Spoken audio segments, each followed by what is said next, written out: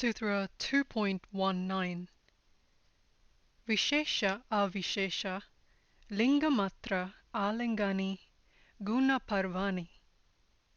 Vishesha means the art of distinguishing or discriminating. A state of being is special, a mark. Avishesha means uniform, alike, without any difference, unspecified state. Lingamatra means indicator, mark, sign, chief mark or indication of Prakriti, that is, the cosmic intelligence Mahat, phenomenal, directly apprehended, observed. Alingani means without mark, without sign, non-primary matter or unevolved matter, unknown and unknowable substance or thing as it is in itself, the noumenal. Guna Parvani means changes in qualities.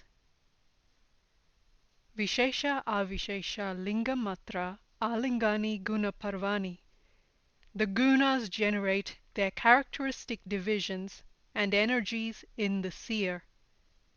Their stages are distinguishable and non-distinguishable, differentiable and non-differentiable. This sutra analyzes nature, or Prakriti, by identifying the progressive layers of its manifestation, from the most specific and definable up through the non-specific and non-distinguished, and back to the undifferentiated or universal. To release ourselves from the confines of nature, we have to be familiar with its geography and its divisions, and with how these are affected and changed by the gunas, so that we can understand the internal rules that govern nature in all its forms, however subtle. Nature or Prakriti consists of cosmic intelligence, Mahat, which has the three qualities of luminosity, that is Sattva, action and motion, that is Rajas, and inertia, that's Tamas. It is the changing influence of these qualities that gives form to our life in its cycle of births and shapes our characteristics according to nature of our past action and experiences. Prakriti also manifests its energy in the character of the five elements: earth, water, fire, air, and ether, and in the five subtle manifestations of smell, taste, shape, touch, and sound. The individual counterpart of cosmic intelligence, Mahat, is consciousness or Chitta. Chitta consists of mind, Manas, which reviews sensory and vibrational stimuli, intelligence, Buddhi, which is the discriminative faculty, and ego, or small self, Ahamkara, which is the individual I.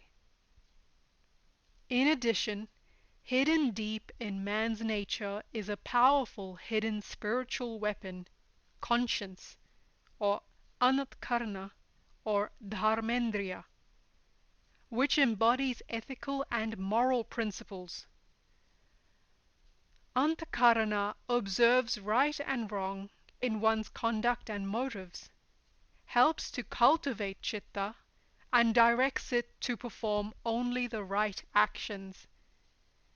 There are also the five senses of perception: ears, tongue, eyes, nose, and skin, and the five organs of action: legs, arms, speech, genital and excretionary organs. These are the principles of Prakriti. The five elements, intelligence, senses of perception, and organs of action are distinguishable, that is, physically manifest in concrete form. The other parts, the five subtle manifestations of the elements, and the I consciousness, that is, ahamkara, antakarana, and asmita, exist in a non-distinguishable or vibrational form, being non-primary and unevolved matter. Yet all these revolve around the three gunas of nature, tamas, rajas, and sattva. The principles or tattvas of distinguishable elements, that is, vishesha, produce changes which may be pleasant, unpleasant, or stuporious, that is, a state of suspended or deadened sensibility. The unspecified principles, that is, avishesha tattvas, are unevolved matter, and when such matter is transformed into a specified state, creation takes place. This is called pravritti marga. The reverse process, nivritti marga, is the merging of the specified in the unspecified, of the non-specified in and of nature into the universal spirit Purusha. The merging of nature into spirit is a divine marriage which becomes possible through the work of yoga. Sutra 2.20 Drashta drishmatra shuddha api pratyaya anupashya. Drashta means seer, Purusha, one who sees. Drishmitara means awareness only, consciousness only. Shuddha means pure. Api means even though. Pratyaya means conviction, trust, reliance, faith, cognition, confidence. Anupashya means one who sees, seeing along with, cognizing ideas. Drashta drishmitra shuddha api pratyaya anupashya. The seer is pure consciousness. He witnesses nature without being reliant on it. This sutra moves on from nature to soul, the supreme seer, the absolute knower.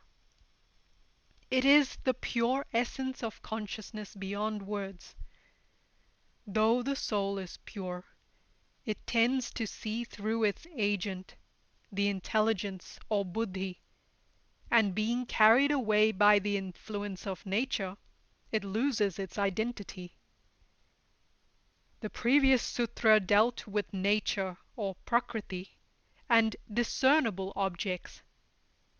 Here, the nature of the seer, the soul or Purusha, is described. Atma, Drashta, and Drishmatra are terms which show the innate nature of the seer. Intelligence clouds consciousness in such a way that it comes to identify itself as the true seer and forgets the soul. But if intelligence can keep its power of discernment, consciousness too will remain uncolored. If consciousness is clear, the seer is unobstructed. Intelligence, belonging as it does to manifest nature, is constantly changing, sometimes conscious and often unconscious. It is subject to sattva, rajas, and tamas, whereas the seer, Purusha, is beyond all these, immutable and ever conscious. Sutra 2.21 Tadartha eva drashyaya atma. Tadartha means for that purpose, for that sake.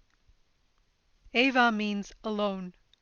Drashyasya means of the seen, of the knowable, nature or prakriti.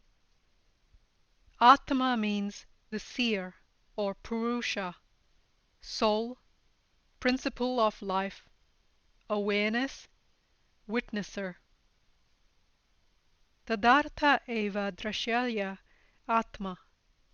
Nature and intelligence exist solely to serve the seer's true purpose, emancipation. Intelligence exists to serve as the seer's agent, to free the consciousness from avidya.